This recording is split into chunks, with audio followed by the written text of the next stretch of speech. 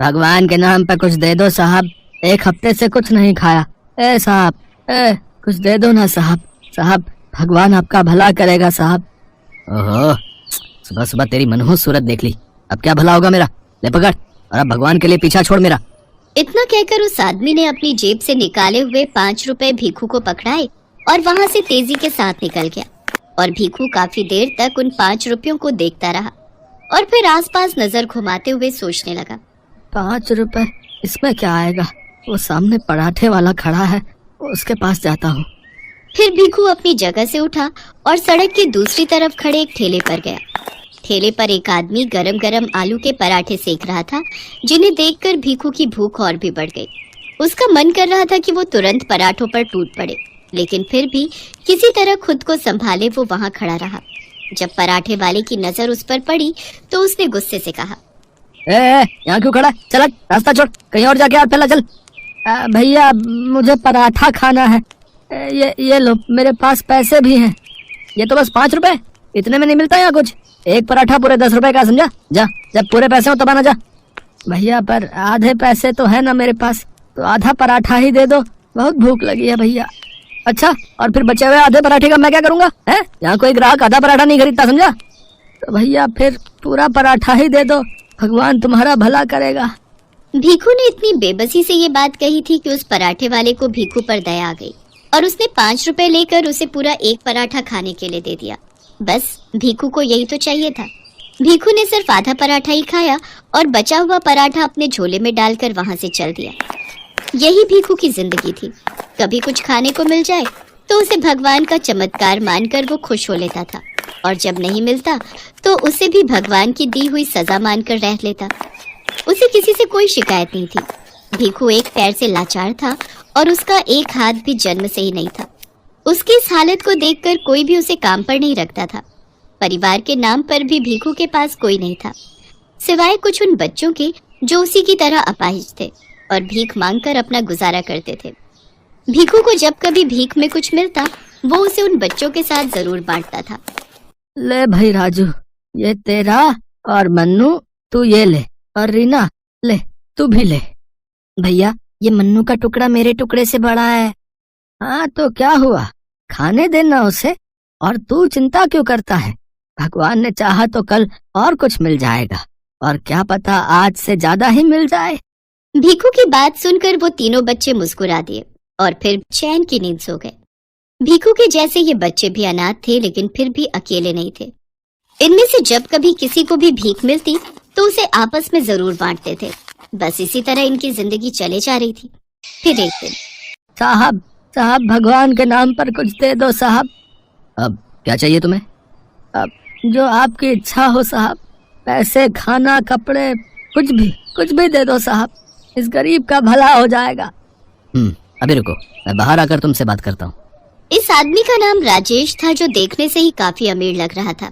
असल में राजेश शहर का एक बड़ा बिजनेसमैन था और उस वक्त अपनी महंगी गाड़ी में बैठकर एक मीटिंग के लिए जा रहा था। लेकिन जब उसकी गाड़ी की खिड़की पर भीखू भीख मांगने के लिए आया तो बाकियों की तरह उसने भीखू को हड़काया नहीं, बल्कि गाड़ी से बाहर आकर भीखू से बड़े ही सुलझे अंदाज में बोला, हाँ भाई, तुम्हें मैं पैसे भी दे सकता हूँ, खाना भी खिला सकता हूँ, और पहनने को कपड़े भी दे सकता हूँ, वो भी अभी के अभी।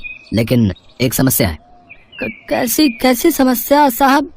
देखो भाई, मैं हूँ एक कारोबारी, जात से भी और काम से भी। तो मेरी जिंदगी का एक उसूल है कि मैं कभी भी किसी को भी कोई चीज मुफ्त में नहीं देता, भीख भी नहीं। साहब पर मैं गरीब, आपको क्या दे सकता हूँ? अगर मेरे पास कुछ होता तो मैं ऐसे भीख थोड़े ही ना मांगता। वो तुम देखो भाई, मैं यहाँ अगले 5 मिनट तक खड़ा हूँ। तुम जो चाहो मेरे लिए ले आओ, और बदले में मैं तुम्हें पैसे, खाना और पहनने को कपड़े भी दिला दूंगा। पर याद रहे, तुम्हारे पास सिर्फ 5 मिनट ही हैं। राजेश के ऐसा कहते ही भीखू अपने दिमाग के घोड़े दौड़ाने लगा। उसने आसपास नजर घुमाकर देखा तो उसे एक गुलाब का पौधा नजर आया, जो ढेर सारे लाल गुलाबों से भरा हुआ था। उस पौधे को देखकर भीखू को कुछ सूझा और वो अपनी बैसाखी के सहारे लंगड़ाते हुए उस पौधे के पास गया। उसने अच्छे से देखभाल कर उस पौधे का सबसे बड़ा और सबसे सुंदर फूल तोड़ा और उसे लाकर राजेश को देते हुए बोला, लीजिए साहब, यही दे सकता हूँ मैं आपको। बहुत बढ़िया, ये वाकई बहुत सुंदर है, तुम्हारा बहुत बहुत शुक्रिया। इतना कहकर राजेश ने अपनी जेब से कुछ पैसे निकाले और उन्हें भीखू के हाथों में रखते हुए बोला, मुझे लगता है इतने से तुम खाना और कपड़े दोनों खरीद सकते हो। जो अभी भीखू के साथ हुआ था वो उसकी उम्मीद से कहीं ज्यादा था। उस दिन भीखू और तीनों बच्चों ने पहली बार छक्के खाया। बच्चे बहुत खुश थे, लेकिन भीखू किसी सोच में डूबा हुआ था। क्या हुआ भैया, खाओ ना। कुछ सोच रहा हूँ राजू, अब तू खाना खा। उस दिन जो कुछ हुआ उसने भीखू के दिलो दिमाग पर गहरा असर डाला था। असल में भीखू को पहली बार ये एहसास हुआ था कि जिंदगी में जरूरत से ज्यादा भी हासिल किया जा सकता है। अगले ही दिन सुबह सुबह भीखू एक सरकारी बगीचे में गया और उसने ढेर सारे फूल तोड़कर अपने झोले में रख लिए। फिर उन फूलों को लेकर वो उस चौराहे पर गया जहां हर रोज भीख मांगने के लिए खड़ा होता था। लेकिन इस बार उसने किसी से भीख नहीं मांगी, बल्कि सबको आगे बढ़कर सुंदर फूल देने लगा। उसके ऐसा करने से लोग बड़े खुश हुए। जो लोग पहले उसे डांट कर झिड़क देते थे वो अब उसे देखकर खुश हो रहे थे और उसे कुछ न कुछ पैसे भी जरूर दे रहे थे। उस दिन भी भीखू और तीनों बच्चों ने पेट भरकर खाया और फिर, भैया ये कमाल कैसे हो गया, इतना सारा खाना। भीखू के साथ अब तक जो कुछ भी हुआ था वो सब भीखू ने बच्चों को कह सुनाया और फिर अगले दिन से ही भीखू के साथ साथ तीनों बच्चे भी अपने साथ ढेर सारे फूल तोड़ कर ले जाने लगे और लोगों को बांटने लगे। चौंकाने वाली बात ये थी कि बच्चों के साथ भी ठीक वैसा ही हुआ जैसा कि भीखू के साथ हुआ था। कुछ दिन ऐसे ही हंसी खुशी बीत गए, लेकिन फिर, अरे तुम तीनों इतने कम फूल क्यों लाए हो, इतने से क्या होगा। भैया वो आज बगीचे के गार्ड ने हमें फूल तोड़ते देख लिया, डंडा लेकर हमारे पीछे दौड़ गया था। बड़ी मुश्किल से बचकर भागे हम।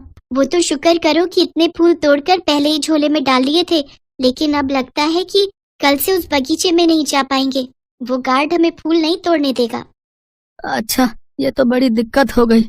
चलो कोई नहीं, कल का कल देखेंगे, फिलहाल आज तो काम पर चलें। ये सच था।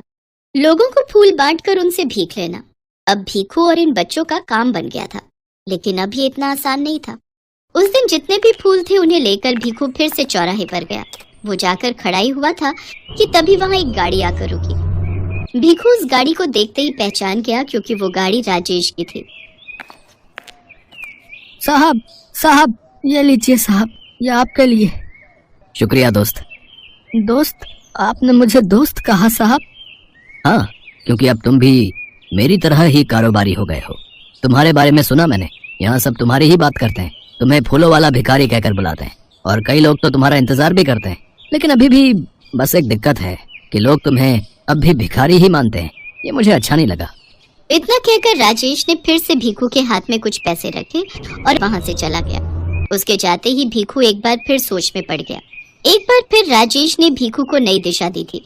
राजेश से मिले पैसों को लेकर भीखू फौरन वापस अपनी झोपड़ी में गया, जहाँ तीनों बच्चे उसका इंतजार कर रहे थे। भैया अच्छा हुआ आप आ गए। देखो ना, ये मन्नू जिद कर रहा है कि आज पाव भाजी खाएगा और मैं बोल रहा हूँ कि आज छोले भटूरे खाते हैं ना। नहीं, खाना मैं लेकर आया हूँ, हम वही खाएंगे और अब से पैसे बचा कर रखेंगे। पर वो क्यों भैया, हमें पैसे बचाकर क्या करना है? फूल उगाने हैं। भीखू की कही बात को समझने में बच्चों को जरा भी देर नहीं लगी। उन सबके पास जितने भी पैसे थे उन सब से उन्होंने ढेर सारे पौधे खरीदे और फिर उन्होंने हाईवे के किनारे की सरकारी जमीन में रोप दिया। फिर सभी मिलकर उन पौधों की बहुत अच्छे से देखभाल करने लगे। कुछ ही हफ्तों में वो सभी पौधे सुंदर और रंग बिरंगे फूलों से भर गए। देखो भैया, अब कितने सारे फूल हैं हमारे पास। अब हम फिर से एक साथ भीख मांगने जा सकते हैं। नहीं, हम जाएंगे तो जरूर, लेकिन भीख मांगने नहीं, बल्कि कारोबार करने। हैं? क्या मतलब भैया? भीख मांगने से बेहतर है कि हम इन फूलों को बेचकर पैसे कमाएं और फिर जो पैसे मिले उनसे और पौधे लगाएं, फिर और ज्यादा कमाएं। आखिर कब तक भिखारी ही रहेंगे? क्यों, सही कहा ना मैंने?